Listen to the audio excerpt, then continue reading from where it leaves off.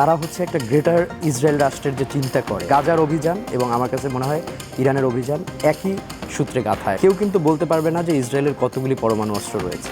আইএইর member হচ্ছে Israel, কিন্তু সে NPT চুক্তি মানে না। সৌদি আরব কাতারের সঙ্গে সম্পর্ক ছিন্ন করলো এই ফিলিস্তিন ইস্যুকে কেন্দ্র করে। কিছু কিছু ভিডিও চিত্র আমরা দেখেছি ধ্বংসস্তূপের।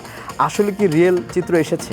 এবারের যে ধাক্কাটা ইসরায়েলের জন্য হয়েছে, এটা ইসরায়েল কল্পনা করেনি।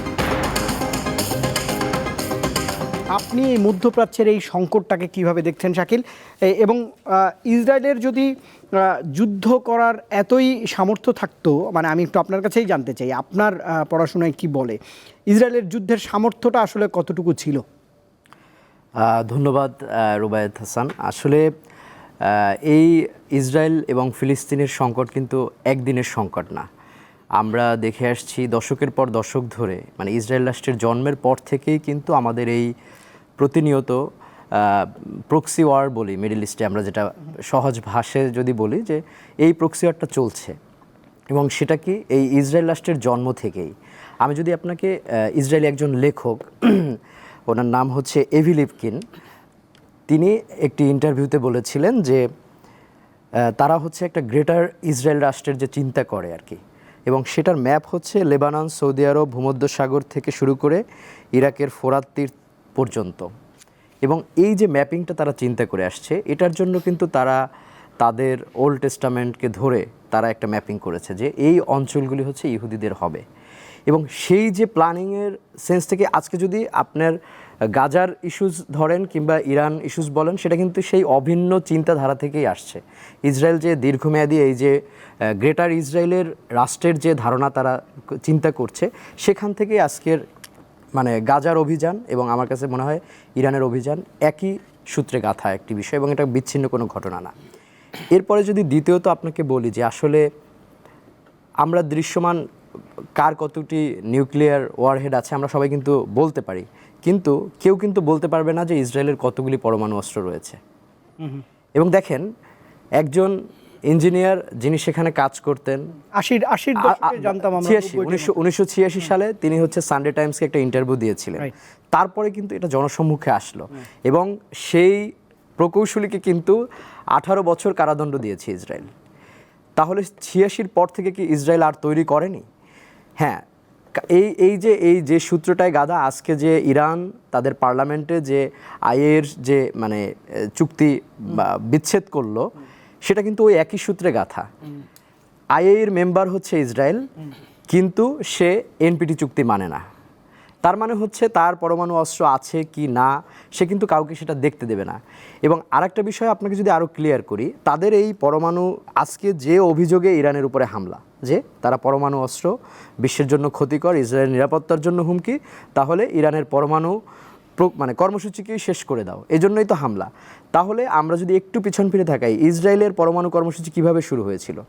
সেটা কিন্তু শুরু হয়েছিল ফ্রান্সের সঙ্গে একটি চুক্তির মাধ্যমে। তারা শান্তিপূর্ণভাবে মানে শান্তিপূর্ণ ব্যবহারের জন্য, যেটা আমরা পাওয়ার সেক্টরের জন্য বলি, বিদ্যুৎ ক্ষেত্রেই বলি, যেমন আমরা যেমন শান্তিপূর্ণভাবে আমরা বিদ্যুৎ ব্যবহারের জন্য আমরা নিউক্লিয়ার ব্যবহার করছি, ইসরায়েল কিন্তু সেম প্রেক্ষাপটে সেই নিউক্লিয়ার কার্যক্রম শুরু করেছিল। এবং একটি গোপন নথি, সেটা কিন্তু ইউএসের গোপন দলিল থেকে ফাঁস হয় যে ইসরায়েল পরমাণু কর্মসূচির দিকে যাচ্ছে, এবং সেটা কিন্তু শান্তিপূর্ণ ছিল। পরবর্তীতে সেটা কিন্তু তারা সেই ইসরায়েল রাষ্ট্রের জন্মের পর থেকেই কিন্তু তারা ফ্রান্সের সঙ্গে সেই চুক্তি করে তারা সেই নিউক্লিয়ারের দিকে যায়, এবং পরবর্তীতে ফ্লাশ হয়েছে কিন্তু আরও 3 দশক পরে। তার মানে কি, ইসরায়েলের কোনো কিছুই কিন্তু আমরা দৃশ্যমান, আমরা যেটা গণমাধ্যমে যেটা আসে, যেমন ধরেন ইসরায়েল কি করলো এর আগে, আপনাকে যদি একটু জাস্ট বলি, যখন মার্কিন প্রেসিডেন্ট ডোনাল্ড ট্রাম্পের আগের মেয়াদে সে যখন জেরুজালেমকে রাজধানী ঘোষণা করলো ইসরায়েলের, ঠিক সেই সময়টায় যে পরিমাণ গণমাধ্যম কর্মীদের দমনপীড়ন হয়েছে ইসরায়েল জুড়ে, এবং তারা অনেকগুলি রাষ্ট্রের সঙ্গে সম্পর্ক ছিন্ন করলো, এবং তখন উপসাগরীয় দেশগুলোর ভিতরে সৌদি আরবের সঙ্গে একটা দূরত্ব চলছিল, এবং সৌদি আরব কাতারের সঙ্গে সম্পর্ক ছিন্ন করলো এই ফিলিস্তিন ইস্যুকে কেন্দ্র করে। এবং তার একটা বড় শর্ত ছিল সেই সম্পর্ক উন্নয়নের, যে আল জাজিরাকে বন্ধ করে দিতে হবে। এটা কিন্তু আমেরিকারও দাবি ছিল, ডোনাল্ড ট্রাম্পের, সেক্ষেত্রে ইসরায়েলেরও দাবি ছিল। তাহলে আপনি এবং তারা কিন্তু প্রকাশ্যে গুলি করে একজন ফিলিস্তিনি সাংবাদিককে মেরে ফেলেছিল তখন, এক নারী সাংবাদিককে, এবং সে খুব বিখ্যাত নারী সাংবাদিক।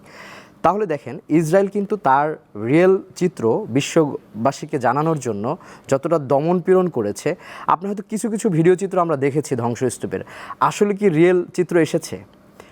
এবং সেখানে যারা বলা হয়েছে যে আল জাজিরার যে ওখানে সম্প্রচার সেটাও বন্ধ করে দেওয়া হয়েছিল ইসের জন্য। তাহলে আমরা যদি রিয়েল ইসরায়েলের শক্তিমত্তার কথা জানতে চাই, এটা আসলে মানে কোনোভাবেই হয়তো মানে গোয়েন্দা তথ্য ছাড়া এটা আসলে গণমাধ্যম কর্মীদের জন্য বের করা খুব কঠিন একটা বিষয়। আর যেটা মনে হয়েছে যে হ্যাঁ, এটা একটা বড় জায়গা থেকে, আমার পড়াশোনার জায়গা থেকে মনে হয়েছে যে এবারের যে ধাক্কাটা ইসরায়েলের জন্য হয়েছে, এটা ইসরায়েল কল্পনা করেনি।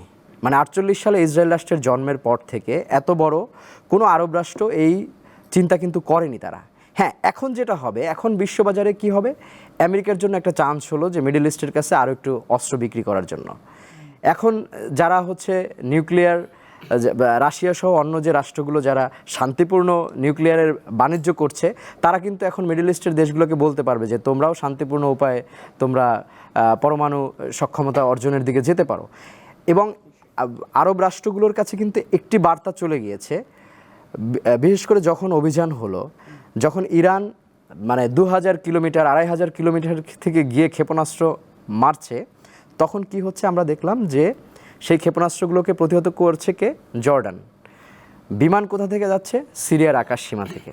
তাহলে বোঝা গেল যে এই একটি যুদ্ধ প্রতিবেশীদের স্বভাব চরিত্র কিন্তু মানে বিশ্ববাসীর কাছে স্পষ্ট করে দিয়েছে যে এতদিন বাশার আল আসাদ যতদিন সিরিয়ার ক্ষমতায় ছিলেন, তখন কিন্তু ইরানের সঙ্গে তার যে একটা দৃশ্যমান মৈত্রিতা ছিল, যার আমরা দীর্ঘ সময় দেখেছি যে আইসিসের যে একটা দমন পীড়ন ছিল পুরো মধ্যপ্রাচ্য জুড়ে।